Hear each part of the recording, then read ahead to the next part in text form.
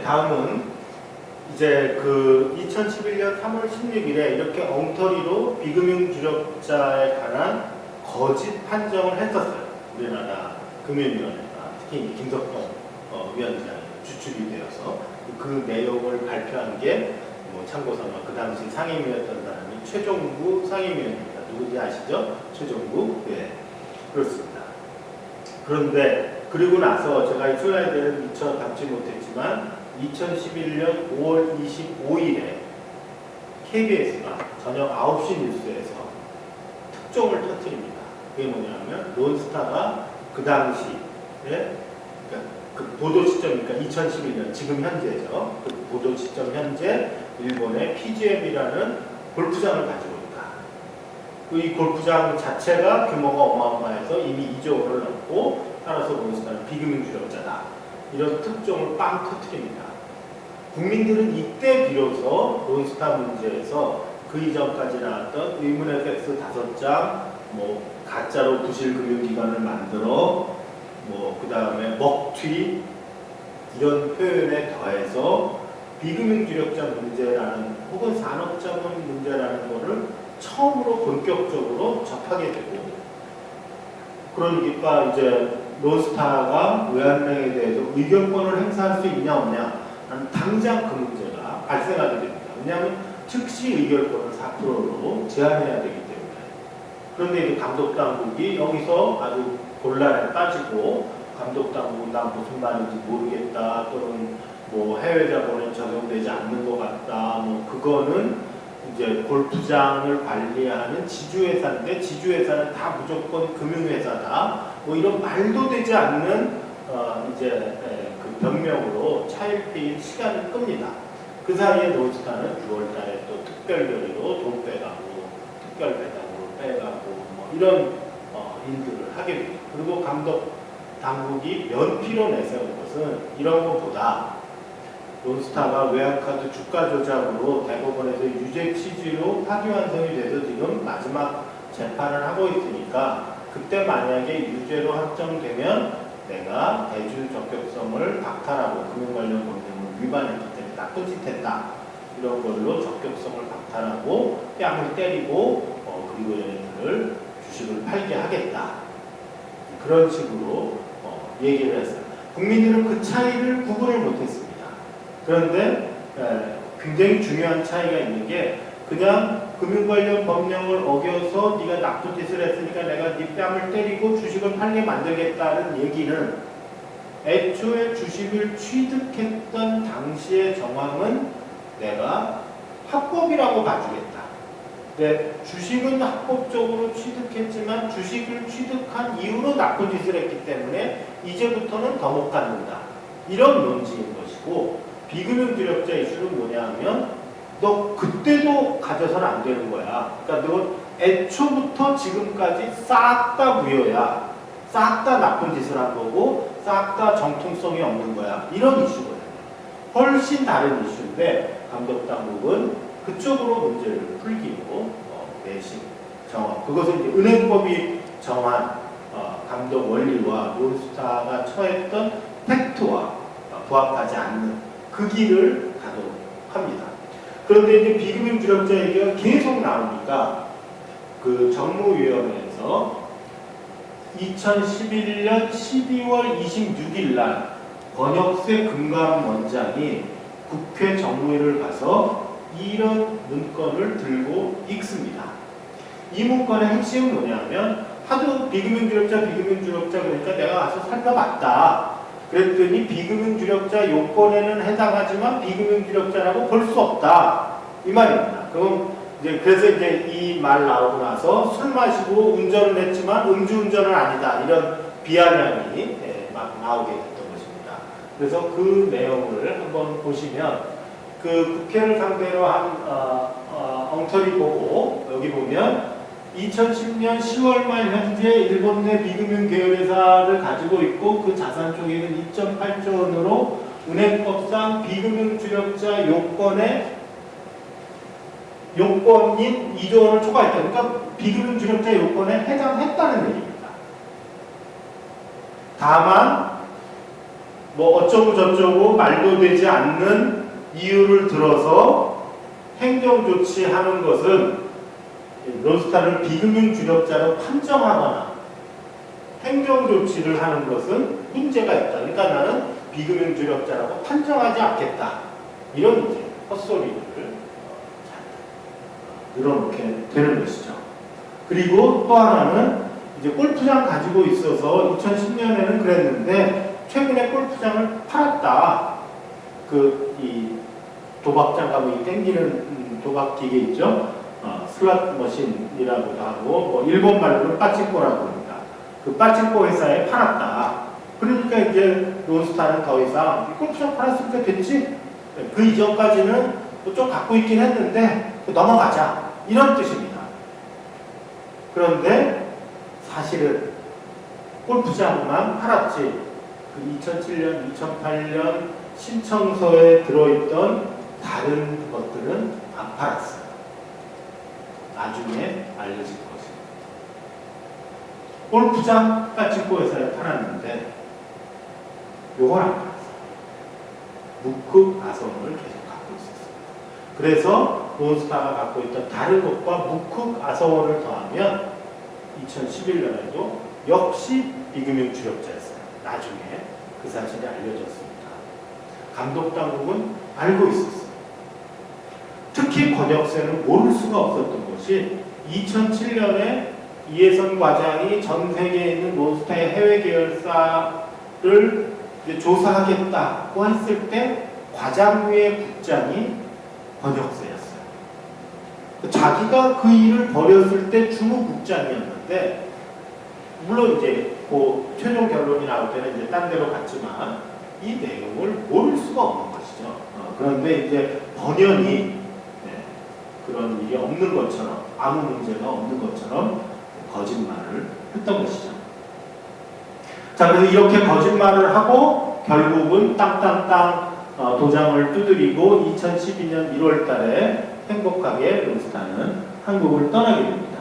그리고 나서 이제 물에 빠진 사람 건져줬더니 보따리 차려내라는 식으로 나 돈 좀 더 받아가야 되겠다. 그렇게 해서 ISD 소송을 제기하게 되죠. 그래서 ISD 소송은 깜깜이 소송입니다. 그래서 정부가 론스타의 주장에 개요는 나왔지만 정부가 어떤 식으로 대응을 했는지는 잘 알려지지 않았어요.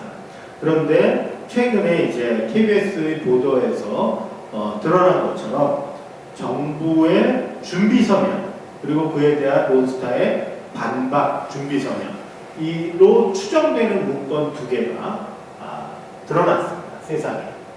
그런데 정부의 준비 서면이라고 추정되는 문건에서 나타난 기가 막힌 사실은 정부가 비금융 주력자 문제를 사실상 외면했다라는 겁니다. 그래서 그 핵심 내용을 보면 Non-Financial Business Operator 이게 우리말 비금융 주력자를 영어로 번역한 것입니다. 그런데 그런 것을 조금 살펴봤는데 그 다음 빨간 줄 친 문장을 보면 The regulators ultimately declined to make a finding that 론스타 was an NFBO. 론스타가 비금융 주력자라고 판단하는 것을 궁극적으로 폐기했다, 포기했다, 거부했다. 그렇게 하지 않았다. 이런 얘기입니다. Despite evidence that 다음과 같은 증거가 있음에도 불구하고 that could have supported such a finding 론스타는 비금융 주력자라는 그 판정을 지지할 수도 있었던 증거에도 불구하고 우리나라 은행법에 따르면 그러니까 말은 이렇게 썼지만 우리나라 은행법에 의하면 비금융 주력자인데 그거 묵살하기로 했다. 그런 얘기고 그 비금융 주력자는 리뷰나 승인에 있어서 어떠한 영향도 미치지 않았다. 이런 식으로 박주에다 달아버립니다. 실제로 그래서 민병과 이제 일부 뜻있는 시민들이 IST 중개법정에 편지를 써서 법정의 친구들이라는 자격으로 우리가 소송과 관련해서 전문적인 의견을 하나 내겠다. 법정의 친구로서. 그래서 아미쿠스 쿠리에라는 그런 자격으로 문건을 보냅니다. 그래서 니네 지금 이런 거 막 하고 있는데 얘는 우리나라 국내법에 의하면 산업자본이고 우리나라 국내법은 산업자본이면 은행을 못 받게 돼 있어. 얘는 감독당국을 속여서 은행을 가졌어. 은행법을 위반한 투자야.